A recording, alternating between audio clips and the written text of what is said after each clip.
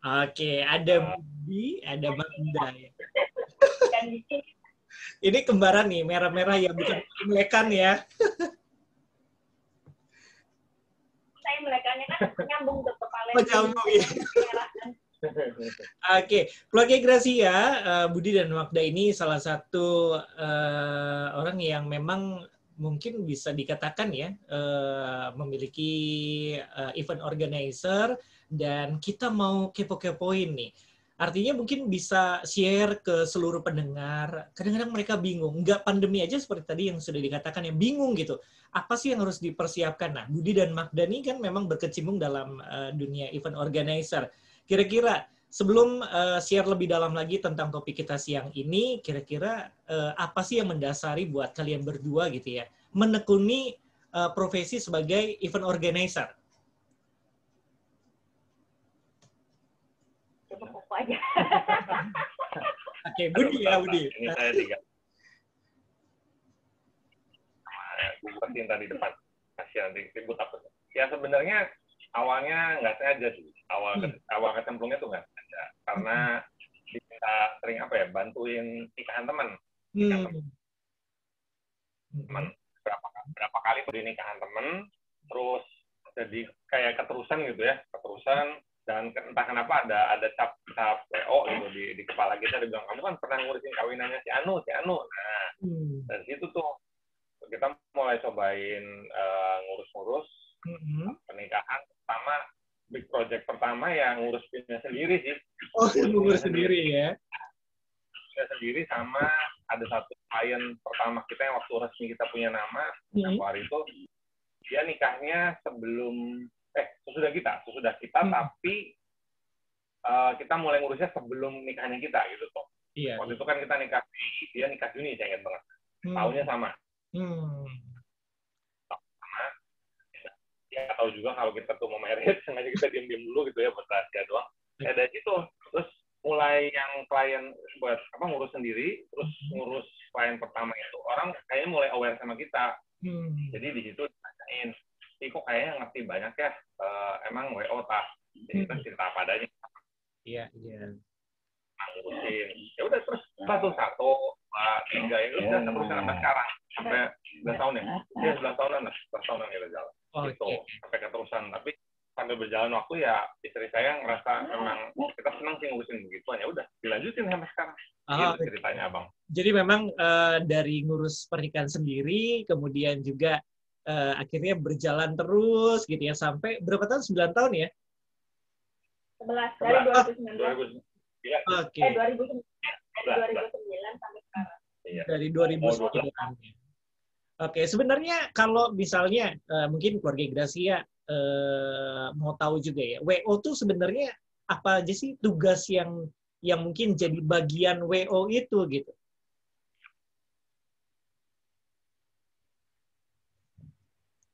Tugas jadi bagian WO itu. Apa aja sih? Sebenarnya WO lebih ngatur ke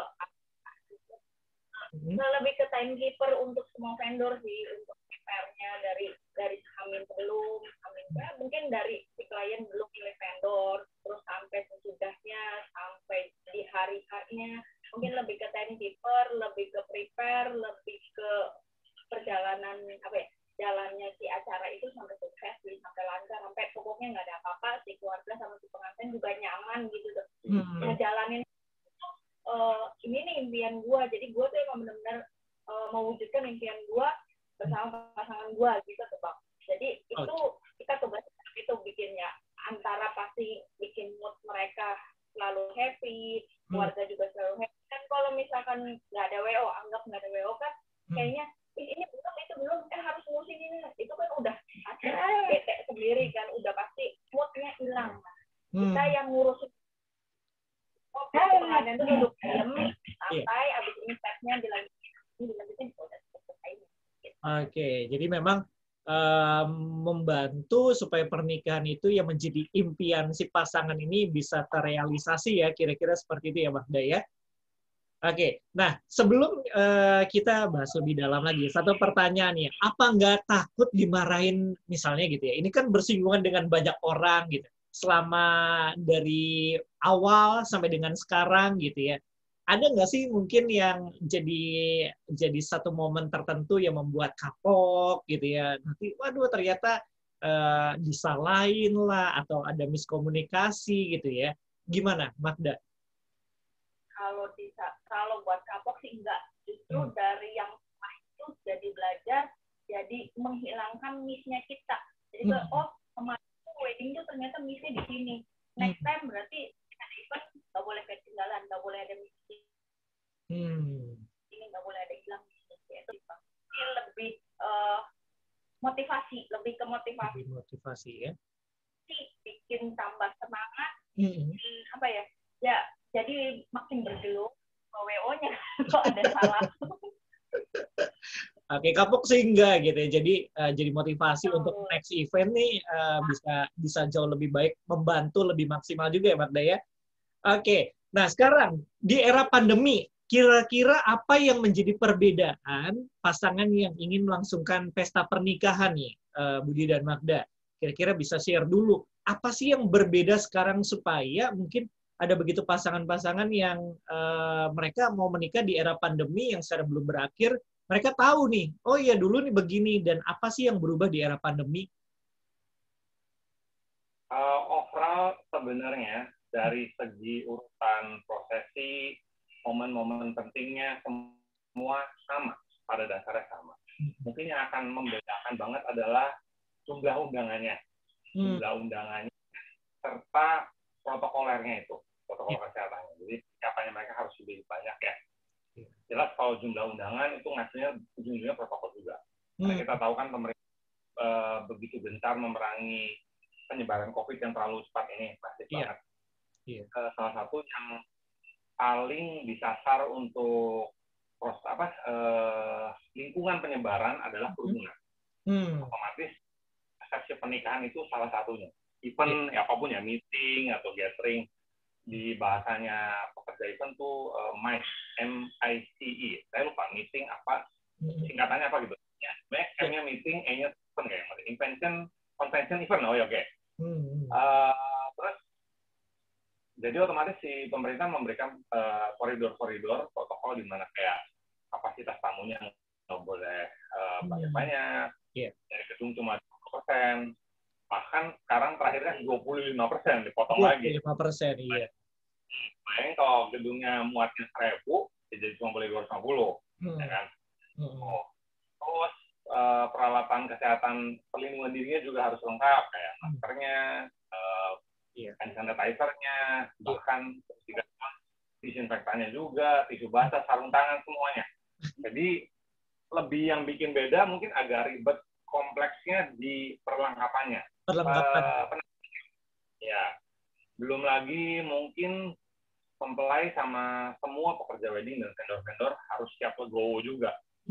Legowo dalam ini, kalau kejadiannya kayak kita kan baru-baru ini lagi perpanjang ada PPKM tuh, istilahnya baru sekarang PPKM. Kalau mendadak tanggal segini sampai tanggal segini PPKM.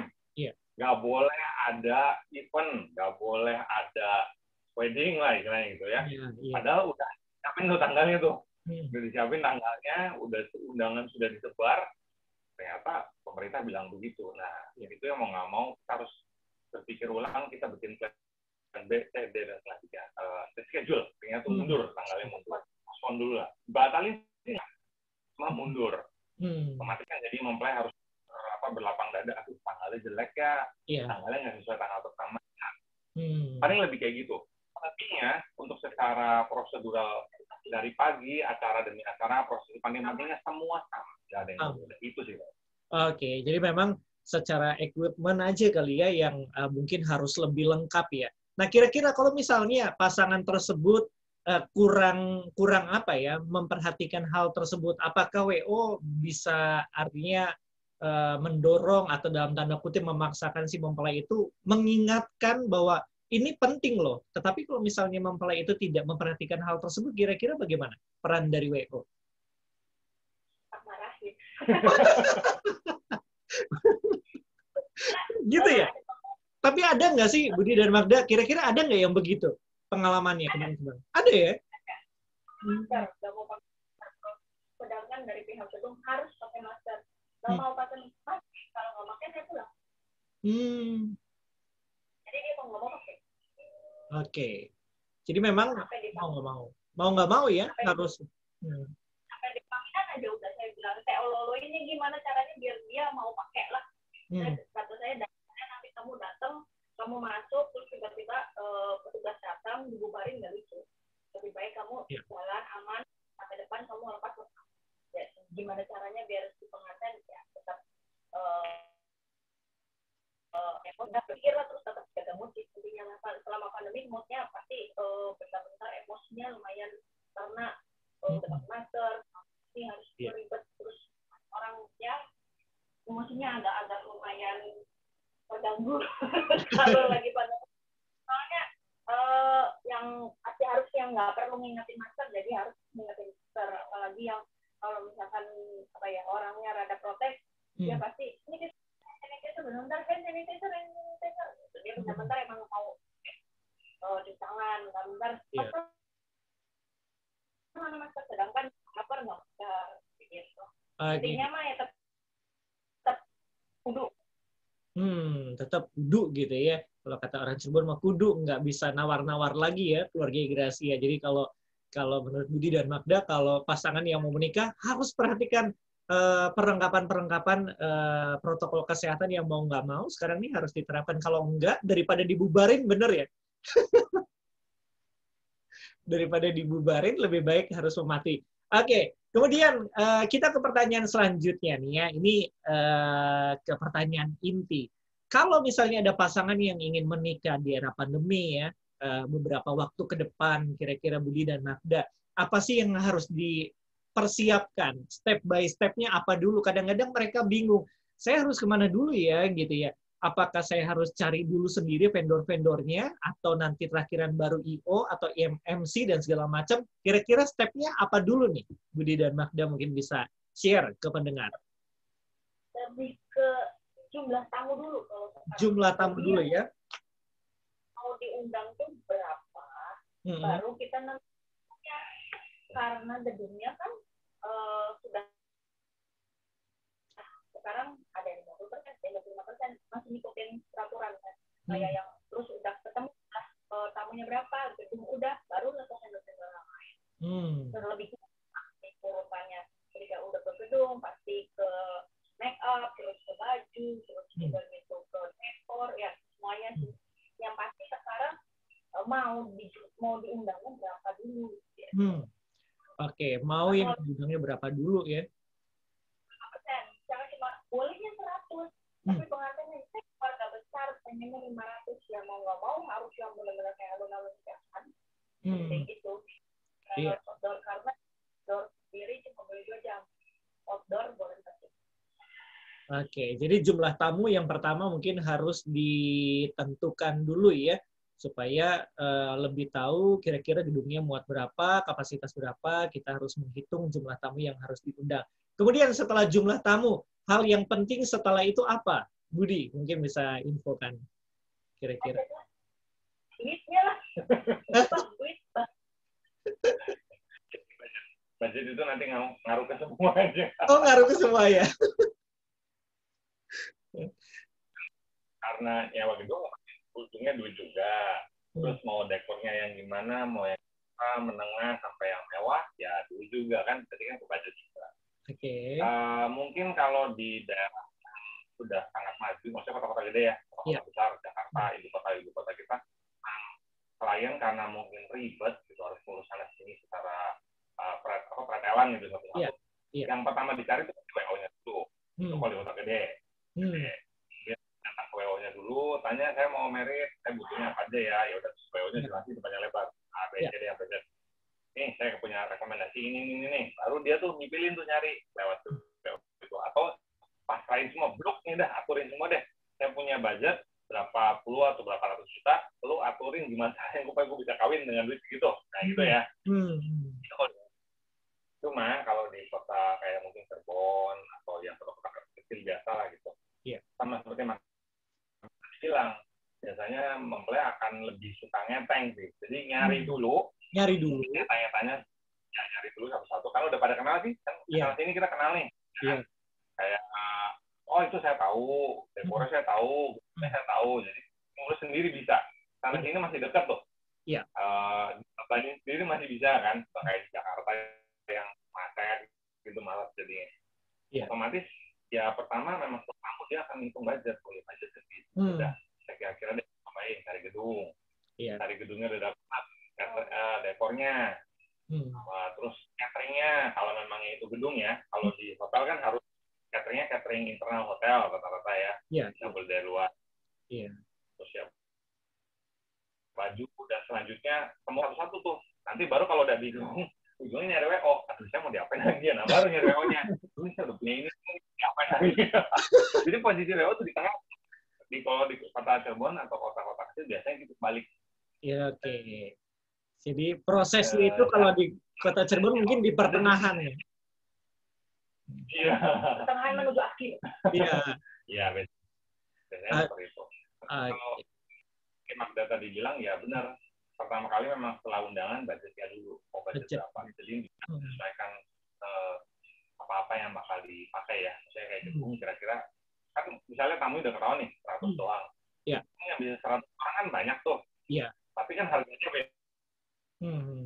beda. Iya. Nah, otomatis dia udah, saya punya 100 paling nggak saya cuma bisa gedung Ciano. Nah, gedung ini. Jadi kan nggak sembarangan. Dia budgetnya bisa diarahin ke yang lain-lain kayak buat makanan, make up, baju, bolu, dekorasi itu lumayan. Dekorasi lumayan gede karena porsinya lumayan satu setelah gedung ya. Setelah gedung, catering dan dekorasi yang penting juga ya, yang harus di awal ditentukan budgetnya ya. Ya, itu besar banget. Cukup besar porsinya. Makin gede gedung, makin gede dekorasi. Iya. Oke. Gedung, semakin besar gedung, semakin mewah gedung, mengikuti harga dekorasi juga ya. Dan tentunya nanti efek juga ke catering ya. Catering tinggal kamu kalau satu ya agak bandingin dekor pasti nomor 2. Jumlahnya makin banyak ya. Iya. Oke, nah sekarang banyak juga yang bingung gini, waktu menentukan berapa sih porsi yang harus dipesan untuk makanan gitu ya, untuk catering. Kalau kota Cirebon, mungkin ini juga salah satu gini loh, kata orang gitu ya, kalau bisa jangan sampai kalau catering tuh jumlahnya kurang, malu nanti pasangan keluarganya juga gitu ya. Masih ada yang begitu-begitu.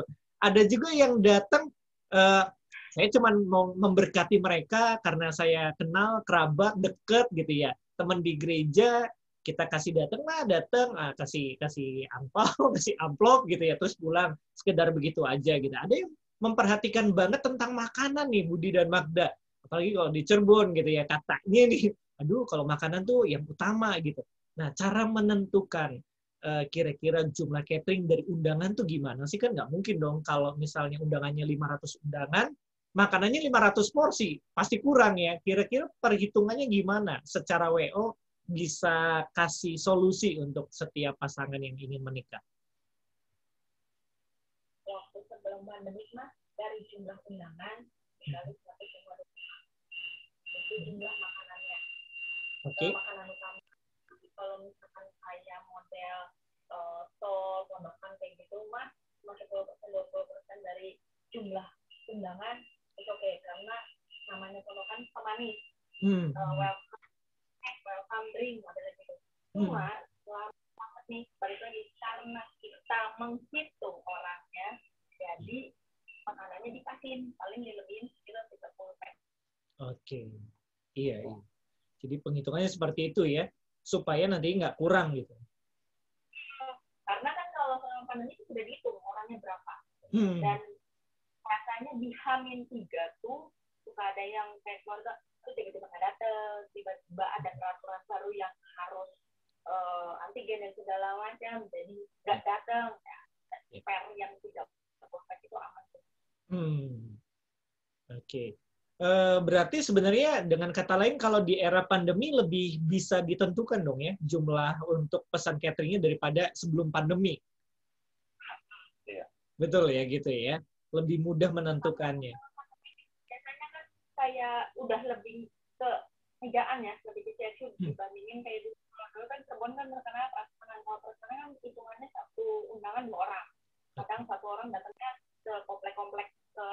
Itu 1 kali 25. Nah, yang kantoran datangnya 1. Ada yang kayak tadi abang bilang datang cuma naruh pulang. Itu dikali 1,25. Oke, jadi itu perhitungan-perhitungannya yang supaya bisa kalau pesen catering nggak kurang gitu ya. Nanti katanya kalau kurang malu keluarganya ya. Oke, keluarga Gracia mungkin Anda yang ingin menikah dalam waktu dekat ataupun dalam waktu beberapa bulan beberapa bulan akan datang gitu ya.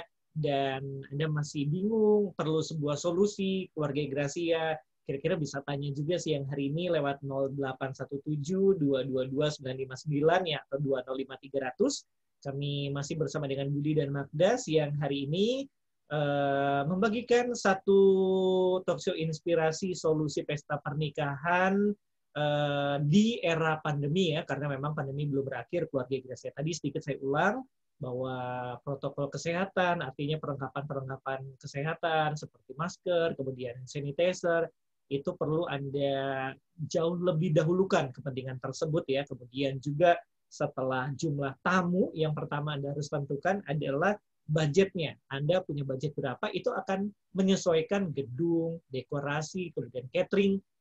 Beberapa hal ini yang di awal mungkin yang menjadi salah satu pengeluaran yang cukup besar. Oke, kemudian berikutnya nih Budi dan Magda. Apakah budget yang besar pasti menjadi sebuah pesta pernikahan yang elegan, yang mewah gitu? Atau mungkin ya yang penting sederhana, bisa kok tetap kami membantu sebagai WO punya kesan yang tidak pernah dilupakan sepanjang kehidupan pesta pernikahan di awal gitu.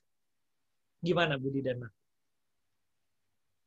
Oke, ini bias sih sebenarnya, tidak bisa dijadikan patokan baku. Budget memang menguasai ya, otomatis, karena kita nggak bisa pungkirin kalau diundang ke kondangan yang wah banget gitu, atau nonton kondangannya artis misalnya, yang di TV yang dicariin, sampai pakai live segala macam artis yang pakai itu ya, saya nggak perlu sebut namanya deh. Nah, itu jelas budgetnya ratusan juta, mungkin sampai miliaran, atau yang lokal deh, pernikahan di Cirebon juga saya lihat berapa kali sampai MC-nya bilang ini royal wedding loh, nggak kalah kayak di artis-artis gitu. Betul, memang dengan budget yang super wah itu akan meninggalkan yang wah juga. Tapi saya rasa wahnya lebih ke dekorasinya. Ya, dekorasi baju, dandanannya, dan mungkin cateringannya misalnya. Kalau cateringannya dari mana gitu, yang undang cateringan yang jauh, yang halnya nggak kira-kira di kota. Walaupun sebenarnya mungkin bagi orang Cirebon ya memang enak ya, makanannya enak gitu kan. Nggak biasa. Ya cuma sekali, kalau makanan udah ditelan enak, lewat ya udah gitu tuh. Udah gitu aja. Kesan yang terkesan adalah dekornya itu keren banget ya, megah sekali gitu. Dari sisi pengantinnya sendiri, saya cuma mau lihat dia memang akan berkenang, betul pernikahan saya paling wah, paling heboh lah setahun itu gitu katanya, karena dekornya gede banget, semua tamu mengaku. Tapi saya nggak ingin encourage juga buat calon mempelai, kalaupun Anda dengan budget yang tidak seberapa besar, tidak bisa membuat pesta semegah-megahnya, bukan berarti nggak bisa berkesan. Kan yang penting, saya pribadi berpikir, nikah itu yang penting berkesannya bukan buat tamunya doang loh, tapi buat dianya, buat mempelainya. Ya, impiannya seperti apa buat si mempelainya, atau mungkin keluarganya. Bahkan saya rasa lebih fokus ke mempelainya. Kita kan memang kalau pesta nyenenginnya nggak nyenengin diri sendiri, nyenengin orang tua juga kan. Nyenengin orang tua. Orang tua tuh kayaknya, saya pengen undang teman-temannya gitu kan, supaya waktu kita nikah, bayangin deh, pasti tamunya 80% tamu orang tua. Tamunya kita dong. Iya. Apalagi kalau di Cirebon gitu ya. Kalau kita lihat budaya ya, banyak orang tua juga ya. Tamu orang tua. 1.200 teman kitanya, 800 teman orang tua juga. Nah, tapi paling enggak, kita siasatin dengan budget yang terbatas itu bukan dari tampak luarnya, tapi apa yang dirasakan sama mempelainya. Caranya gimana? Nyiptain momennya. Jadi misalnya kalau dekornya memang biasa aja, kita cari fotografer yang pintar memanipulasi supaya itu terlihat tidak biasa. Atau tukang video, ya kan? Videografernya ada sesi foto di pagi harinya, ataupun waktu candid-candidnya, waktu di gerejanya, itu otomatis yang bikin akan momen itu teringat dan berkesan.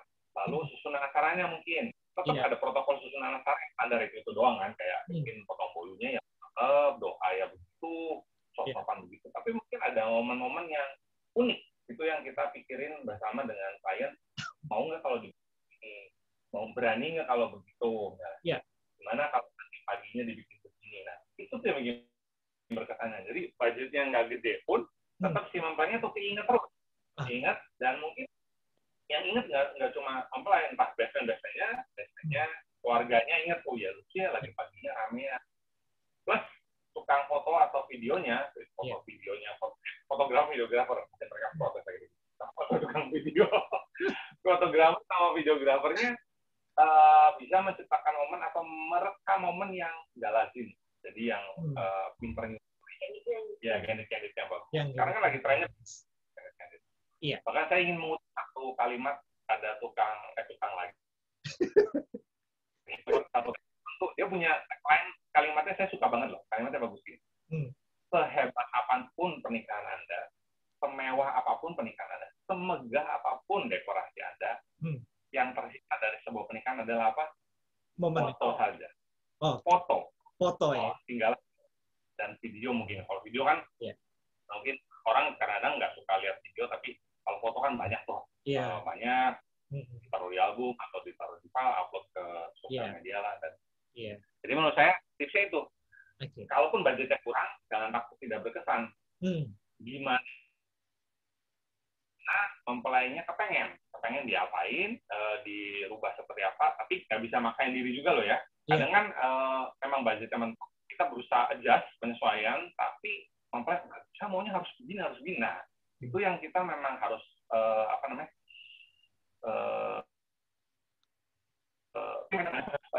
kita harus bisa berpikir realistis. Oh iya, memang saya belum bisa mentok ke titik itu, belum bisa. Jadi kita cari yang terbaik dekat itulah.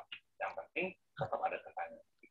Oke, wih, keren banget ya share-nya nih ya, bahwa memang bisa aja, nggak harus budget yang mahal. Budget yang mahal mungkin akan mendukung ya, seperti tadi baju pernikahan, gedung, dekorasi, lebih ke arah itu ya.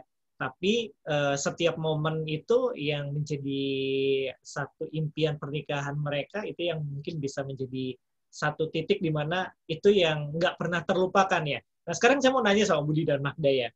Kalau misalnya ini kan kita bicara di budaya di Kota Cirebon lah, ketika orang menikah gitu ya. Katanya menikah tuh kan nggak cuma nikahin anak keluarga yang lain gitu ya. Kalau di Cirebon tuh katanya kalau nikah tuh termasuk sama keluarganya juga. Artinya menyatukan dua keluarga yang berbeda juga. Dan ini akan jadi kesulitan juga kadang-kadang. Budi dan Magda mungkin punya pengalaman sendiri nih. Kira-kira gitu ya dalam pesta pernikahan.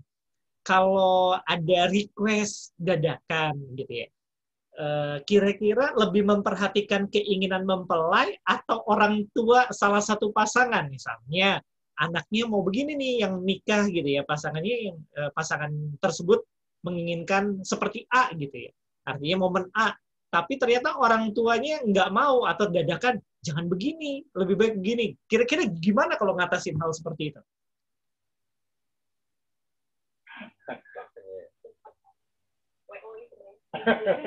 Itu persoalannya kita para WO gitu. Oh gitu ya? Ini memang problem yang gede. Kalau saya bilang gede, gak kecil. Bahkan lebih berat ketimbang urusan budget. Kalau budget itu kan cuma urusan pokoknya mentok nggak ya udah. Sampai udah gitu kan. Cari yang terbaik cuma disesuaiin di mana dia depan function. Tapi kalau udah urusannya ke perasaan, hati, pikiran, manusiawi ya, lawan manusiawi, ya begini nih. Pasti kejadiannya seperti tadi Abang bilang, suka ada bentrokan. Saya biasanya gini, sama Magda, saya tapinya pertama tetap harus diskusi dulu.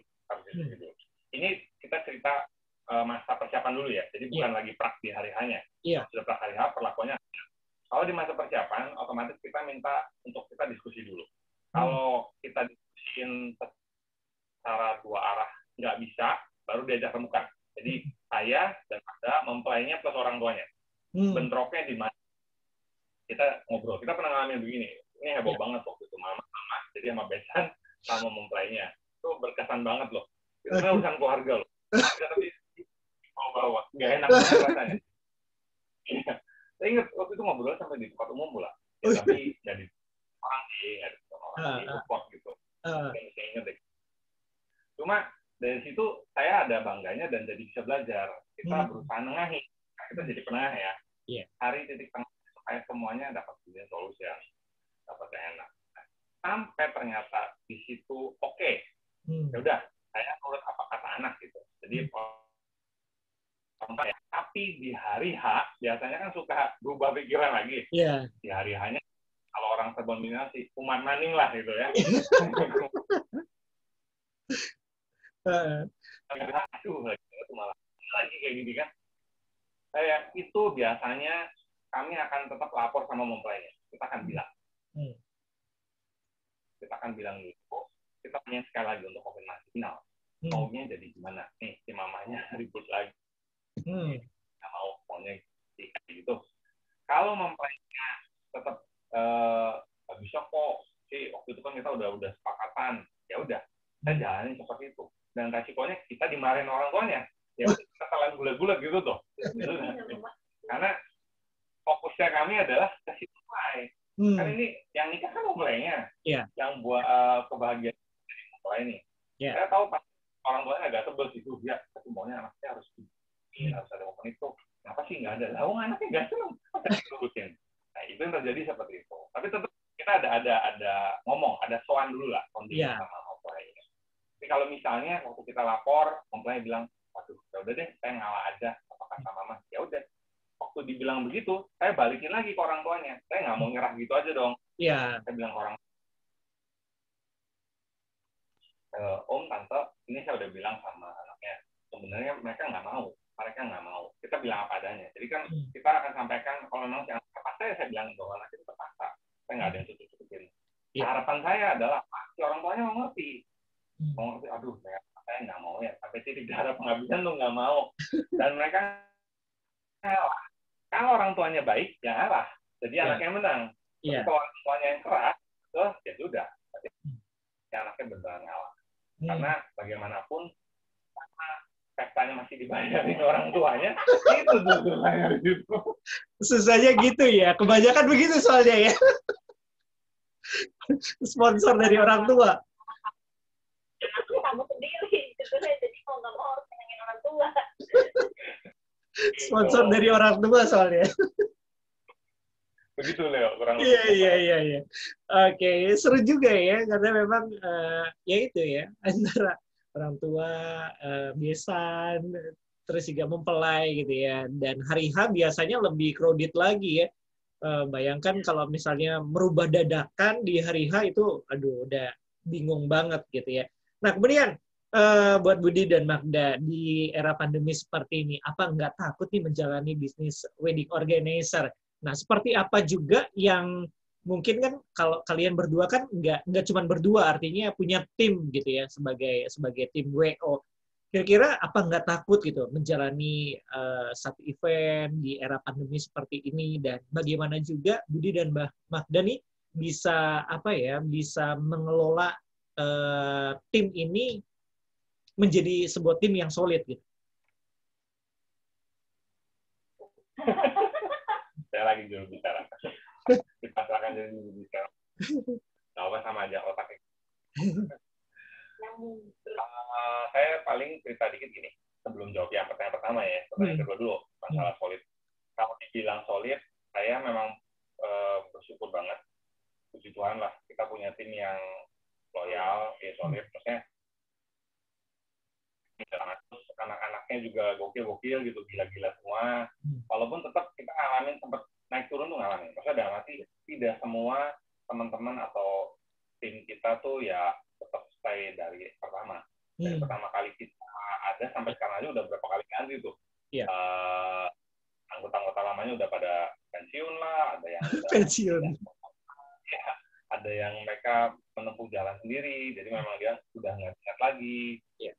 Dan kedua, rata-rata kan memang timnya kita tuh tidak 100% mengandalkan organizer sebagai penghasilan utama atau pekerjaan utama. Saya sendiri dan Magda mungkin juga. Kalau Magda iya, kalau saya mungkin nggak, karena saya ada pekerjaan tetapnya. Mengingat memang kalau di Cirebon, organizer khususnya internasional ya, international wedding, boleh dibilang ini curcolnya kita ya, para WO. Para WO internasional wedding. Beda sama tradisional loh. Di tradisional manajemennya beda, saya nggak ngerti dari gimana ceritanya itu, dan nggak mau kutik-kutik juga merek. Kalau di internasional tuh di Cirebon, saya rasa semua WO akan berdapat sama saya juga, tidak bisa jadikan sebagai mata pencarian utama. Jadi hanya dari job. Nah, teman-teman tim kita juga rata-rata semua udah kerja masing-masing, jadi udah punya kerja tetap. Jadi mereka juga kadang-kadang, bukan kadang-kadang ya, saya beranggapan mereka juga melakukan ini sebagai sebuah hiburan, sebagai sebuah selingan di mana kerja sambil main. Iya, kerja sama main. Nah, kita selalu berusaha terapin sama anak-anak tuh, sama teman-teman. Kita boleh kerja dengan serius, wajib konsisten, fokus, tanggung jawab, tapi juga di bawah santai. Saya sama Magda juga nggak pernah yang sampai tangan besi gimana gitu sama anak-anak. Kalau memang ada kesalahan yang fatal, tetap kita harus tegur. Tapi kalau yang biasa aja kita masih bisa toleransi, ya udah. Paling kita kasih pengarahan. Banyak bercandanya lah. Boleh kalau di tes anak-anaknya tuh kita baca gokil-gokilannya lah daripada serius. Nah, itu pertama untuk jaga kesulitan. Dan ya, teman-teman juga rata-rata mereka cukup aware sama kondisi pandemi sekarang, termasuk kami berdua juga. Mengenai takut atau enggak, pasti takutnya ada. Kita manusiawi ya. Kalau dibilang tenang, nggak mungkin kita kena. Enggak.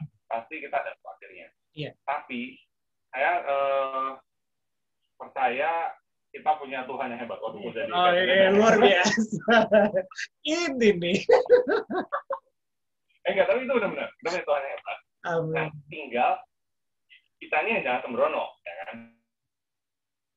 Kitanya yang jangan sembrono. Kita bilang ke Tuhan hebat, tapi kita dengan tenang, nggak ada proteksi, nggak ada. Sama aja ya. Tenang aja, kan?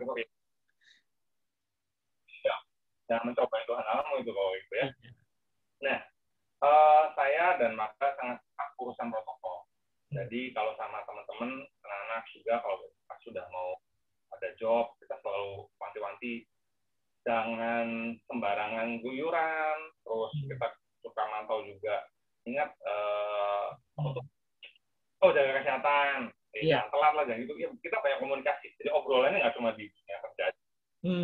Karena rata-rata memang kebanyakan tim kita teman-teman satu gereja juga.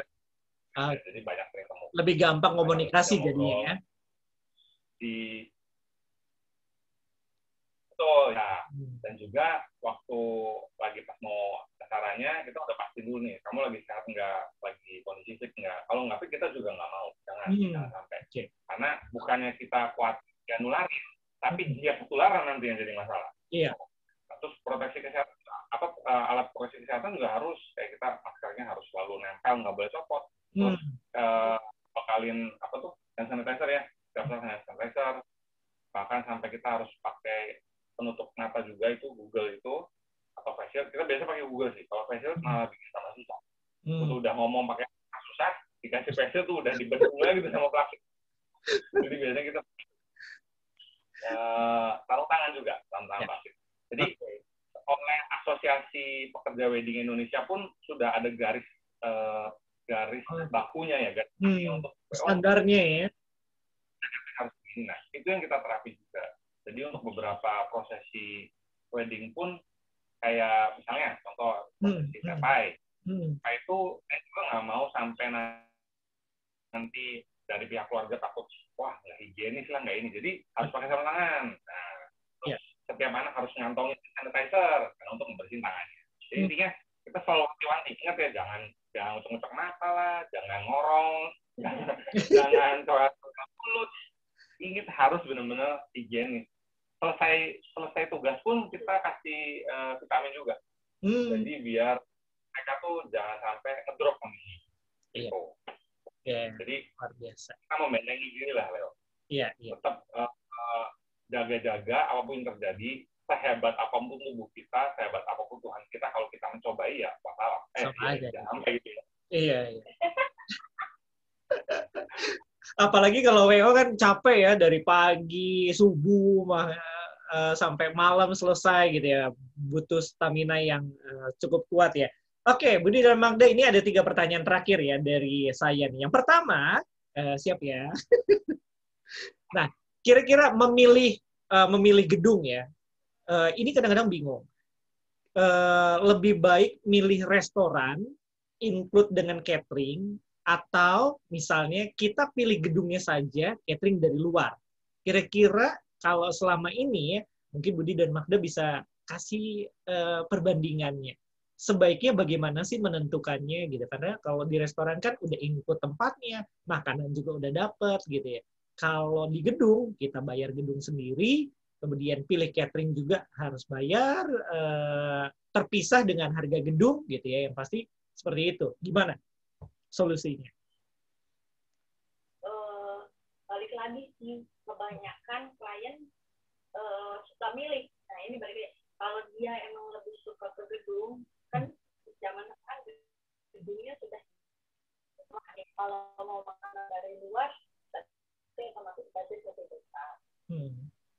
Kalau emang ada budget, ya boleh silakan. Tapi kalau misalkan emang budgetnya nggak ada dan emang itu di-press, ya lebih baik masuk ke restoran, lebih praktis. Terus kalau misalkan dia untuk jumlahnya yang tidak jelas, aduh nih nggak tahu nih, total undangan saya sudah secara 300, tapi saya nggak tahu yang mana, lebih baik ke restoran. Kenapa? Karena restoran bahan mentahnya untuk dimasak. Kalau untuk hotel yang makanan dari luar itu bawa makanannya yang sudah.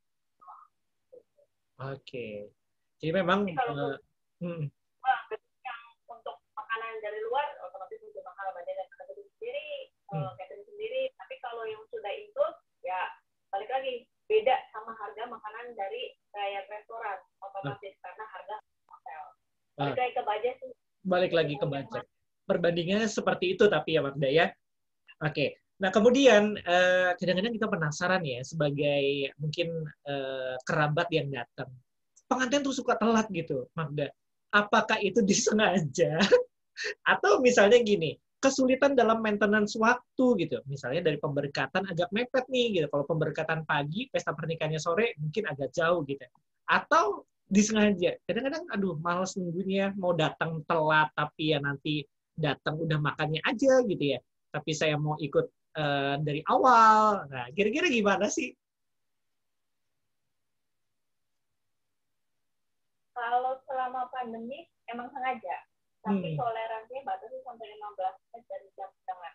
Karena buat ngumpulin tamu dong, otomatis pengantin sudah cantik nih, udah suka isiannya, dia punya konsep untuk masuk. Tapi begitu masuk nggak ada yang nonton, cuma keluarga doang. Dan sedikit gitu ya. Jadi kita kumpulin paling telat kalau 15 menit setelah jam undangan itu, rame nggak rame kita harus biar nggak terlalu banyak. Nah selama pandemi online.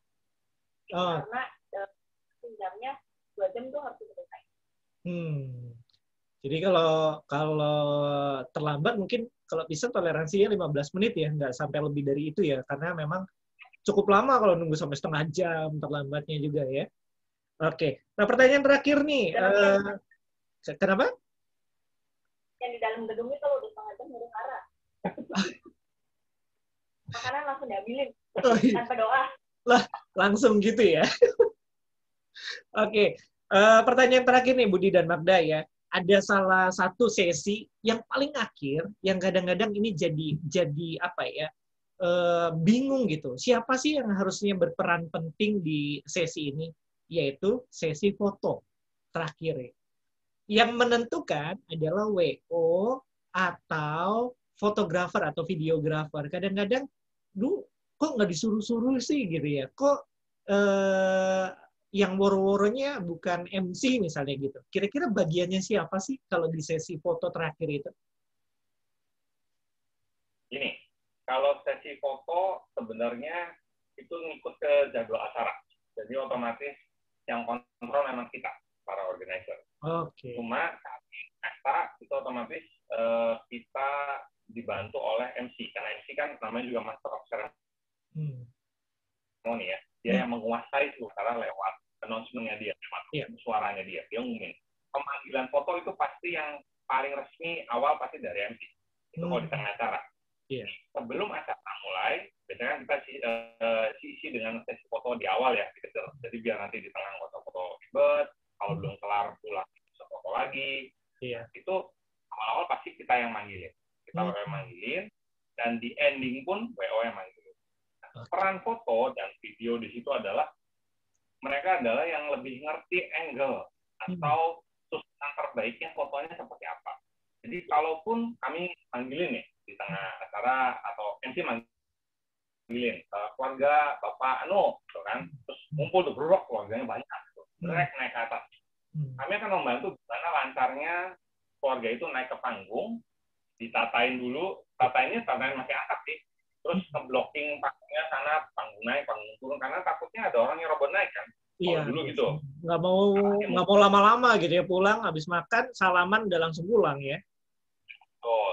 Nah, cuma waktu pas sudah siap semua mau lagi foto di panggungnya, ada kalanya gini, kita kan nggak ngerti estetikanya sebaik si tukang fotografer atau videografernya. Jadi disitulah peran fotografer videografer tuh yang menata mereka. Oh ya ini kurang, dua ke kanan, yang tinggi tolong agak jongkok, seperti itu. Kita ngebantu buat ngejernya. Mati misalnya videografernya keteteran ya, orang-orangnya banyak. Jadi kita bantu. Mana ya, sebelah sana ya udah, karena diteriakin nggak kedengeran ya kita yang lari kan nyusul. Om tolong geser. Nah, seperti itu. Peranannya seperti itu. Jadi aba-abanya kalau selama acara tetap dari MC. Cuma biasanya kalau manggil-manggil tuh keluarganya nggak denger. Entah lagi apalagi ngobrol gitu ya, lagi bersama sama keluarga yang lain. Dan dia ya udah diabain. Nanti kalau udah terakhir, aduh tuh, ngejar-ngejar tuh. Kok belum dipanggil? Mana? Padahal udah. Curhat. Kita di ending ngumpul. Kalau udah ending ya kita yang ngaturin. Tapi pasti turun tangan ngaturin. Kalau dari tim kami selalu kebiasaannya begitu, dan yang manggilin biasanya saya. Oke, Budi dan Magda, tanpa terasa nih kita udah hampir 1 jam ngobrol tentang solusi pesta pernikahan di era pandemi ya. Dan sedikit singkat buat Budi dan Magda, ngefek nggak sih pandemi terhadap bisnis wedding organizer? Singkat aja. Ngalamin ngefek? Efek banget, jumlah. Ngefeknya karena yang mungkin untuk orang kayak di Cirebon yang masih agak takut untuk kumpul-kumpul. Jadi dia akan lebih banyak ke pendekatan di tingkat wedding. Jadi untuk resepsi itu jarang, dan ngefek banget. Biasanya yang sebelum tingkat sudah itu banyak, sekarang nggak ada.